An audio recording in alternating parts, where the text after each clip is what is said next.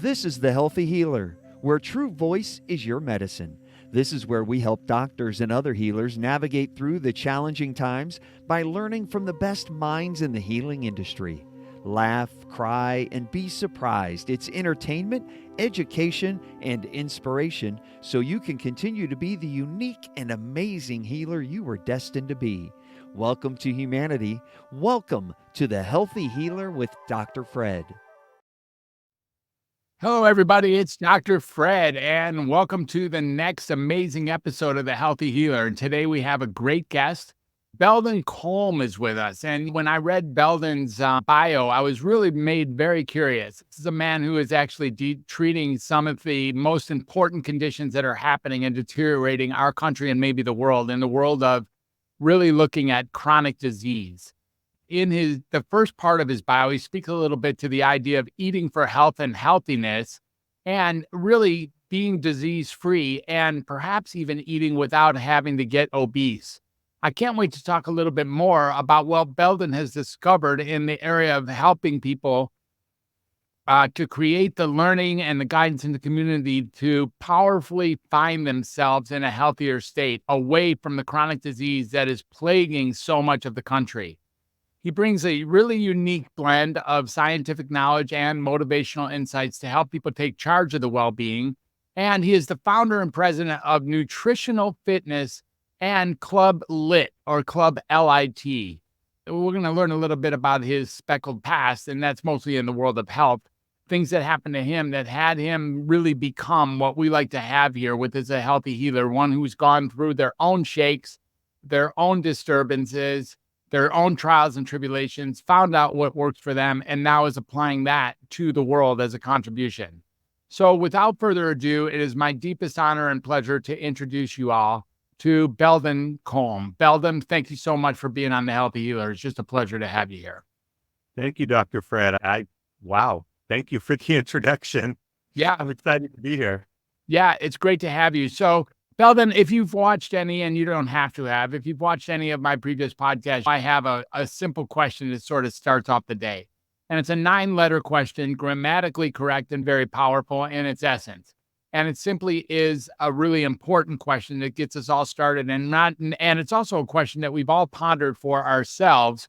Don't feel like I'm picking on you when I ask you, Belldon Colme, who are you? I am a guy who's been there, done that, and wants to share what I've learned with others. I really am a product of the life I lived, the choices that I made early on, and having to live the results of those choices in some of the harshest ways, but coming out of them with the ability to make new choices and to know better, you do better, right? Say that last part again, to know what? When you know better, you do better. Yeah, knowing better and doing better. Yeah. I'd really like other people to be able to learn that from me instead of having to live the experience themselves, if you know what I mean. Yeah, I do know what you mean. I saw some of this stuff in the bio. So let's talk a little bit. What were some of those, the life you lived that was highly charged and based on maybe not such great suboptimal choices you made in your life? What were some of the outcomes? What is your past, and what did lead you to get that you have something to teach so that people don't have to take the same pathway you took? Yeah, let's start with how I got where I was, and then I'll share a little bit about where I was. My first 25 years as an adult was engineering and home building, and I got in a terrible state of health, mostly by getting up and going to work in a very busy lifestyle. I didn't go to buffets and eat 10 plates of food. I didn't eat entire pies. I just had a busy lifestyle. So I got up in the morning, I grabbed what was convenient on the way to work. I grabbed what was fast off the food truck at lunch. Got home at the end of the day. My wife and I were both exhausted. So we'd pull something out of the freezer to have something convenient in the evening.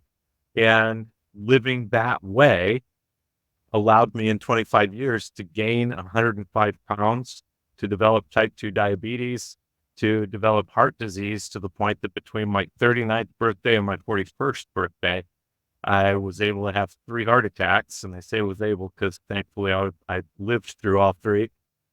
But what I found was I was in a terrible state. And I didn't get in that terrible state because of something I woke up and did that week. I got in that terrible state because of what I'd been putting into my body for the past 25 years, and it caught up with me. So one day, shortly after my 39th birthday, I woke up on the floor of my kitchen, not really sure how I got there or even where I was, and got my first trip to the ER. And the story kind of started at that point. Yeah. So you had 3 heart attacks in the next few years. What were those heart attacks like, and what were the treatments, and what did you learn, and what are we really seeing now as someone who has learned some lessons and maybe some protocols or pathways to help? I had a combination of a lot of different things. Um, some from blockage, some from arrhythmias, some from just the way it was described to me when I first was able to talk to my doctor about it. The way it was described to me is I had so much visceral fat packed inside of my chest that my heart literally wasn't able to beat. If you can imagine putting a cast on your arm and trying to flex, that was the state of the visceral fat around my heart. And this visceral fat is dense. It doesn't move real easy. And it just put me in a state where everything was just starting to short circuit and fail. When I started coming out of it, I tried the medical route first because I didn't know anything. I was a builder. I was an engineer. And so I took the medicine. I followed the food plan. I was assigned my own nutritionist to help with all of that. I was given an exercise plan, and I wanted to live. I was 39 years old, for crying out loud. So I can say with certainty that I was committed, that I did the work, that I had the willpower, and I wasn't getting anywhere. I lost about 40 pounds of that weight, but I didn't feel any better. I was still exhausted. My blood sugars weren't coming down. My blood pressure was still sky high, and I wasn't getting into a state of health.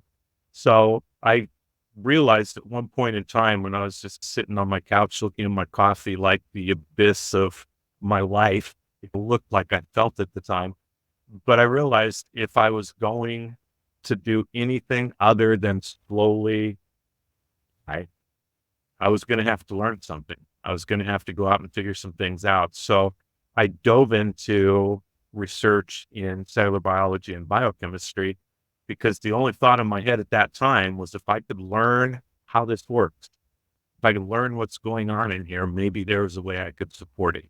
Okay. And when I started diving into that, it didn't take very long to learn that there are a lot of things that we could do to support it, that the body is really a healing machine. It's what Right? the body does is heal. And if we can give it what it needs to do that job, and this was the engineer in me, if I'm going to build a house, I have to have the right stuff to do that job. And if my body is going to build me better, it needs to have the right stuff to do that job. So I started learning what that was. And once I started putting the right things in my body, keeping the wrong things out and getting the right balance. And this was the one thing that became the overarching piece of knowledge for me is that we are chemistry. Everything happening in here is chemistry. And chemistry only has 3 rules. Put the right things in to get the reaction that you want. Keep the wrong things out because they pollute the reaction, or you're going to get one that you don't want. And get the recipe right. Get the balance right. And when I started doing that with my food, putting the right things in, keeping the wrong things out, getting the balance, my type 2 diabetes was gone in about 3 months. I'd lost 105 pounds in 5.5 months. And almost 2 years to the day from my first heart attack, I was taken off the last of my medications and heart disease in the rearview mirror. That was a funny day, by the way, because my cardiologist told me he didn't want to take me off of the last ones because he didn't trust what I did. Yeah. And I said, all right, I get it. Now, if I came in here today and you'd never seen me before, is there anything in me that would make you prescribe this? And he said, no, really, there's not. And I said, great. If you tell me down the road to go back on it, I will. But take it off. Sure. Yeah. Beautiful. That was 18 years ago, and I've been disease-free from then until now and living a life I couldn't have even dreamed prior to all of this happening. Yeah. Tell us a little bit about the life that you're now living on the back end of these essentially horror stories. I can illustrate it with a story probably better than anything, because when I tell people I have energy like a kid, they stare at me with a blank stare, like they don't even know what I'm talking about. I went to an event in Denver, Colorado, and behind my hotel, there was this wide walkway going down to a pond. And alongside the walkway, there were these 4-inch pilings in the landscape, decorative. And I had this wild, crazy idea, just a wild hair idea, to just jump from piling to piling down to the pond. So I did.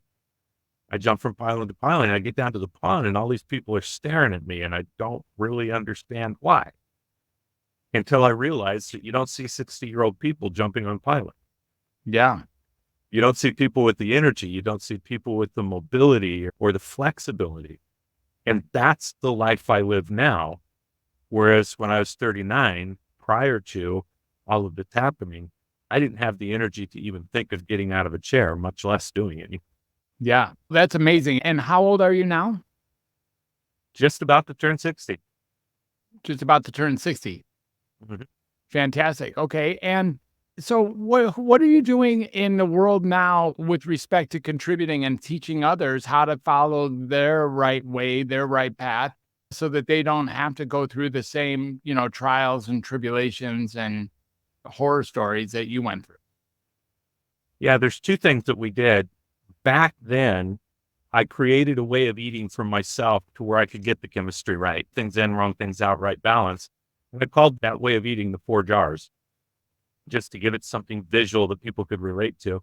And I started Nutritional Fitness. It was a different name back then, but same company, to help people, because one thing I knew right away is people need to know how to do this. Right. We're not taught this anywhere. People need to know how to do this. So I got some help from people in various disciplines and in various pieces of knowledge that I didn't have, and put together Nutritional Fitness. And I've been helping people through that from then until now. But one of the things that I know was a real challenge with me, and I've seen it with client after client, and so it became its own area of research for me more recently. And that's the main challenge, the main thing that makes people fail. People get started, they see the progress, all of a sudden they cave to these just incredible cravings and the voices we have in our head. And I know when I say that, people know what I mean. You'll sit here and tell yourself all the reasons that you want to get this thing done, but this dark voice comes up and says, no, just go, right? And it's powerful, and we would follow it. So more recently, I've developed Club Lit as a place to help people understand what's going on psychologically, what's going on emotionally, and how to start creating a different kind of question to ask themselves, to where they can start getting these voices moving in service to them instead of sabotaging to them. And that's been a huge plus to people going through the health program, be able to get the help and support to get the psychology going in the right direction as well. Yeah. And so what is the psychology of craving? What have you discovered that helps people to curtail that sense of craving, or at least experience a sense of craving without caving in and satisfying it? That's probably more likely to be true. What is it that you've discovered? What I learned was there's a question, and you're not going to change your life by asking yourself this question, but if you set it up, that you sure will. When I was going through this myself, I always asked myself, do you really want to eat that garbage? Do you really want to eat that? And I'd have the conversation in my head. No, of course you don't. Here's all the logic. Here's all the reason. Black voice just basically came out that of course you do. Yeah. One of the things I learned psychologically was that dark voice sabotaging is just simply answering the question. Of course I wanted to eat that shit. Sorry. I wouldn't have asked the question if I didn't want to eat it. Yeah. And I'm asking myself this question that only has one answer. And the voice gave me that answer, and I found it almost impossible to resist because there's so much emotion behind it. But when I started looking at my life differently, how have I experienced my life? Because I certainly don't want to do that again. More importantly, how do I want to experience my life? Then I started finding I could ask myself a single question, and I could get the voices in my head to behave totally differently. And that question is, does this get me closer to that? Does this food get me closer to the life I want to live? Does this thing that I want to put on or into my body, get me closer to the way that I want to experience my life? And curiously, when I ask that question, and you may be experiencing this right now, even thinking about it, the voices in your head answer the question. But it's a question that serves instead of a question that leads you down the dark path. So what we work people through is creating that kind of purpose, creating that kind of picture in their mind of both what they never want to experience again and what they would give anything that they have in order to be able to experience. And then that one question becomes the most powerful tool you're ever going to have. Mm-hmm. And that question is, does this get me closer to the life that I really want to live?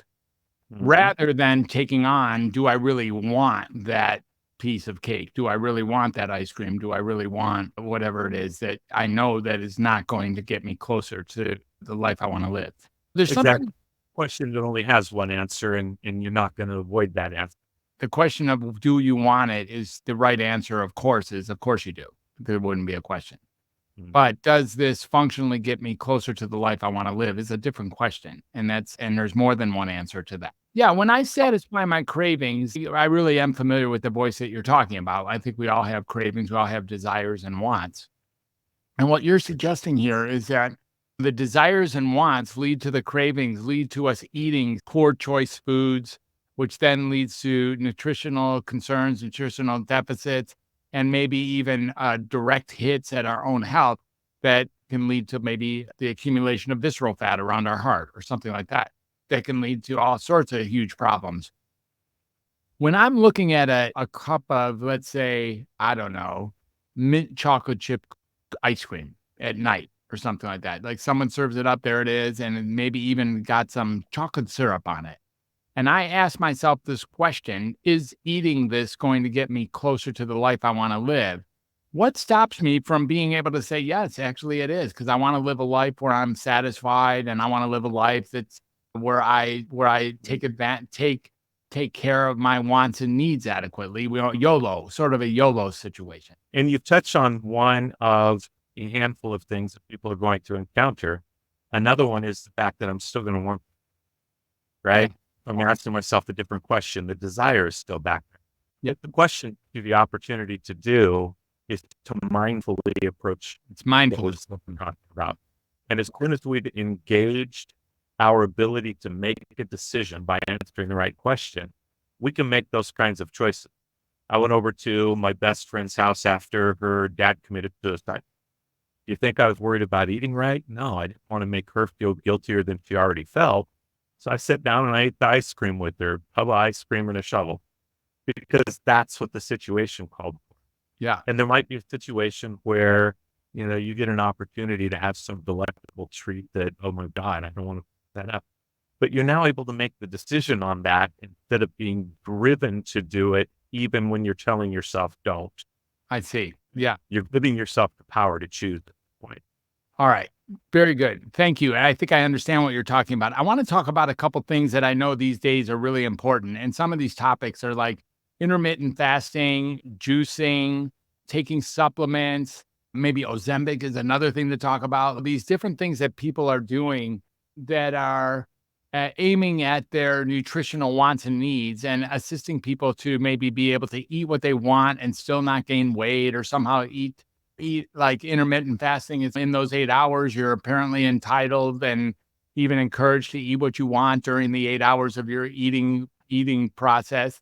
The same thing with juicing. There's so much juicing going on, or talks about the merits of juicing. You look at the medical medium and several different people who have talked about the merits of juicing and celery juice and all the many juices that are going on.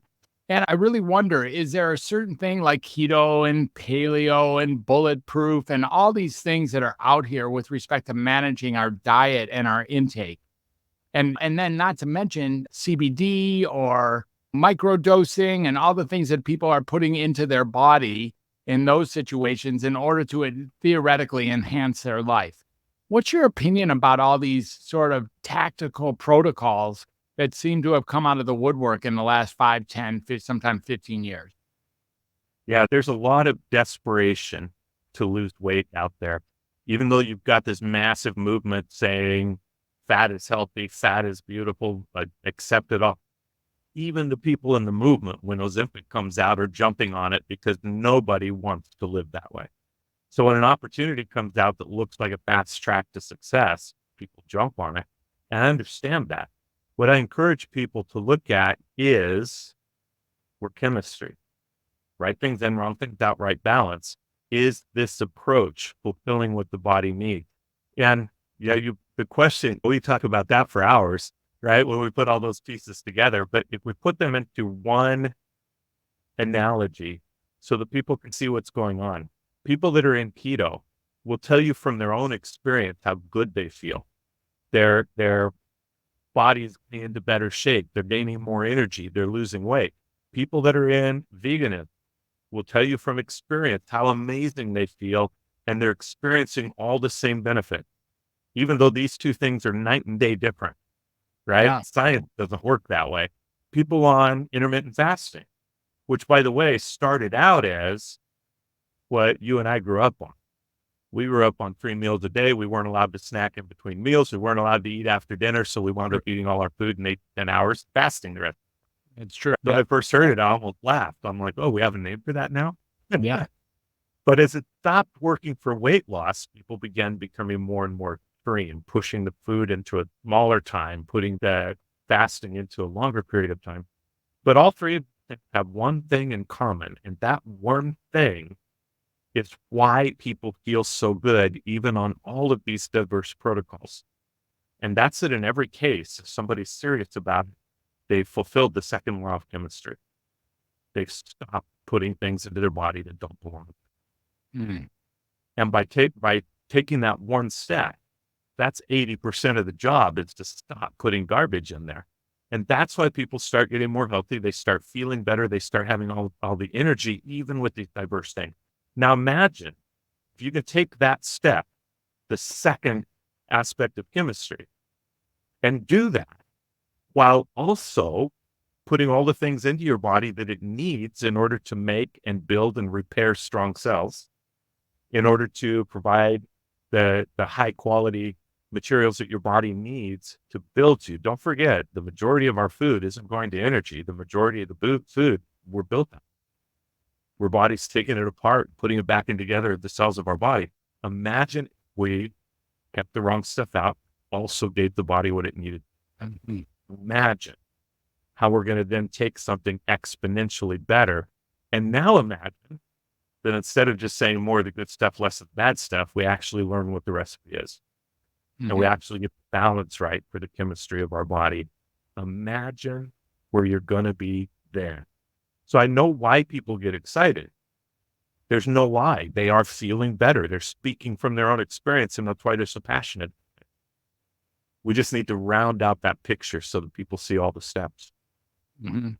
And Ozempic, whole different story with Ozempic. A whole different story for sure. And maybe we don't have to go down that path. It's not that necessary at this point. I do have a question though. It seems the difference between vegan and paleo, for instance, there are things that the vegan eater would say are just not good for us.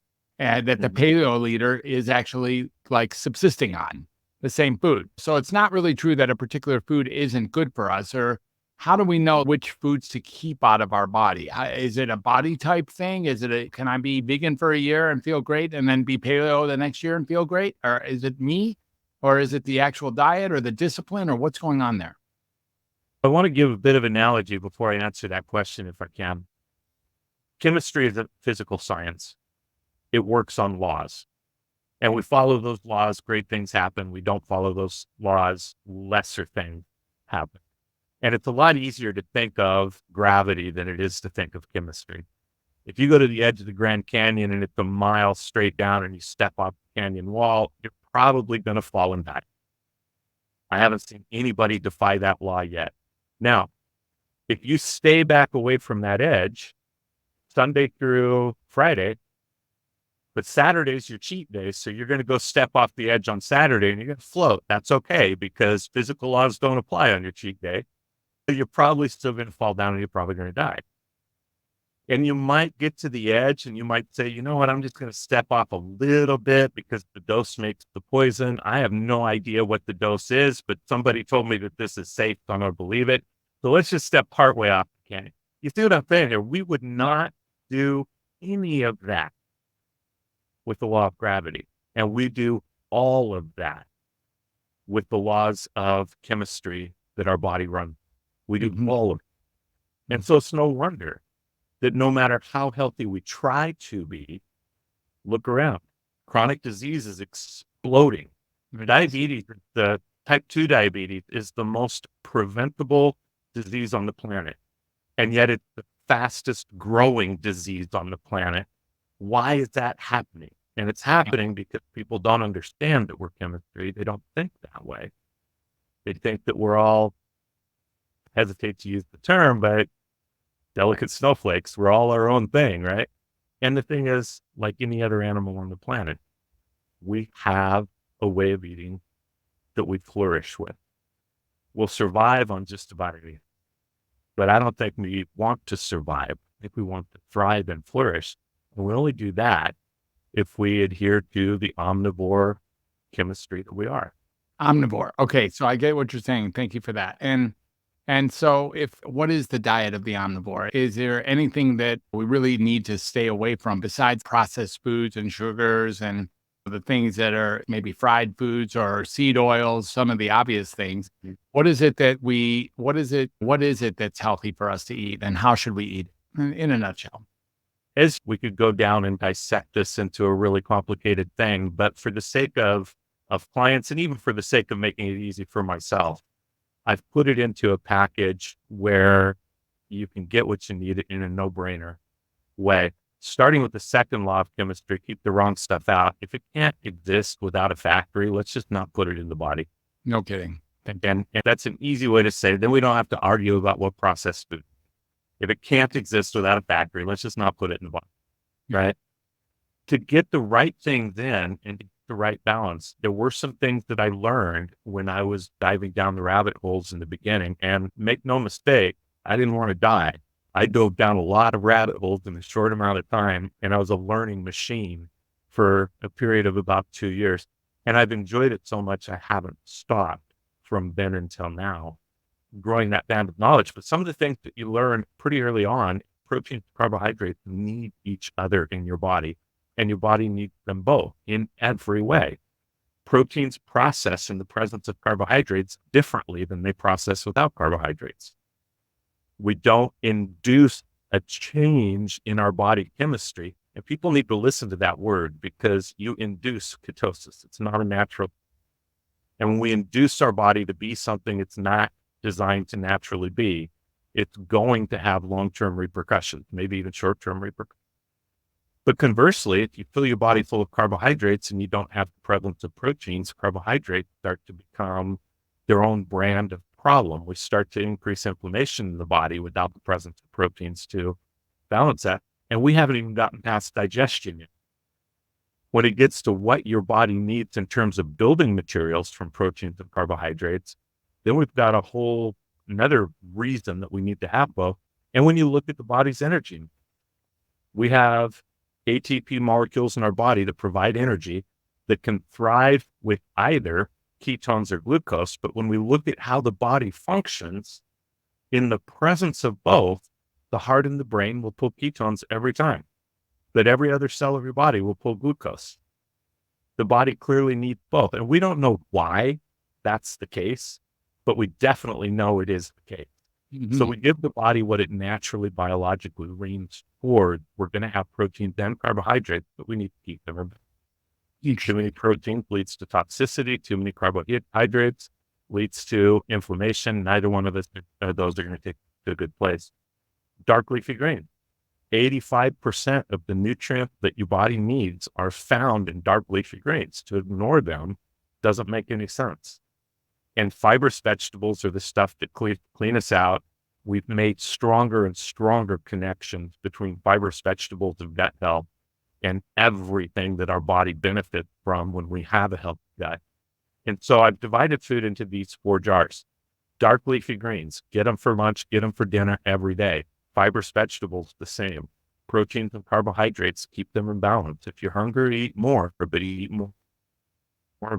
Oh, if you're not hungry enough to eat all of that, take them down together, right? And keep them in balance. So through the 4 jars, visually, not 4 jars literally, but 4 jars literally, dark leafy greens, fibers, vegetables, proteins, and carbohydrate, and getting the right amount from each of those, we can very easily fulfill the first and third law of chemistry. Right things in, right balance. Don't eat it if it can't exist without a factory, and we take care of the second law of chemistry. And yes, we could go further to dial it in, but if a person does those 3 things, even at a very high level, they will turn around chronic disease. They will get their energy back. They will drop the excess weight. Beautiful things will happen in their body just from that. Beautiful. Awesome. Thank you for that simple formula. It's really something that seems like we all could take on and actually all learn from and even shop for and take care of it for ourselves and for our family and make that kind of turnaround so that we don't have to go down the pathway of this obliterating chronic disease that's taking out just over somewhere. I've heard it estimated it's over 50% of people who have chronic disease at this point. So just extraordinary. Thank you for your work. How can people find an opportunity or where they can find you to either learn about what you're writing or learn about your teaching or learn, maybe actually learn directly from you or set up a discovery call, become a client? How can people find Belden Colme? I recommend people start with my website. And the easy way to get to my website, I actually just bought this domain name today because it's fun and I use a rabbit in my logo. So follow the litrabbit.com, lit, L-I-T. That'll get you to my website. And Club Lit is a great place to start. It's an inexpensive way to start getting a feel for how I work and what we do and what it's all about. And then people can decide whether they want to take it further or not. But it's a great place to start. Cool. Really great, Belden. Thank you so much for being here. And if you had one last thing to tell us about what we put in our body and how that relates to us being healthy, what would that be? If you have a sort of a snappy something for us all to really remember and take with us after this amazing conversation. Yeah, I don't know how snappy it is, but it's the most valuable piece of information that I could possibly give. And that's it, no matter how hard it is, no matter how bad the cravings are, there is a way past them. Don't give up. Because the last 16 years of the average American's life suck right now. Yes, our lifespan is longer, woohoo, but the last 16 years of it are on life-sustaining medical equipment or life-sustaining drugs, and it's a sucky way to live. So don't give up while you're younger before it hits. Don't give up. Find what you need to find, learn what you need to do, and take action on your body. It's the most important asset you have. Awesome. Belden, now something snappier for the next podcast. No, that's pretty good. Yeah, so much. It's really beautiful. And I really appreciated everything you brought to my attention and to our listeners' attention. Thank you so much for speaking from your heart, literally, and from really becoming who you become. As an authority and, what to put in our body, what really works, and how we can balance ourselves. Belden Colme. I appreciate the focus of your show and the fact that you're out there on the forefront getting messages out to people because chronic disease is doing things it shouldn't be doing. It is indeed. And thank you for the acknowledgement, and I appreciate you. And thank you for being here, listeners. Thank you for being here till now. It's been a pleasure to be with you. If you liked what we saw, what you heard here today, please like or share or comment wherever you're listening from. And also you can subscribe to The Healthy Healer. This is the best way to get our show out to people like you who might really benefit from listening. So thanks again. I love you all. I really appreciate you. And thank you, Belden, for shining your light for us. And for everyone else, we'll catch you on the flip side. Bye for now.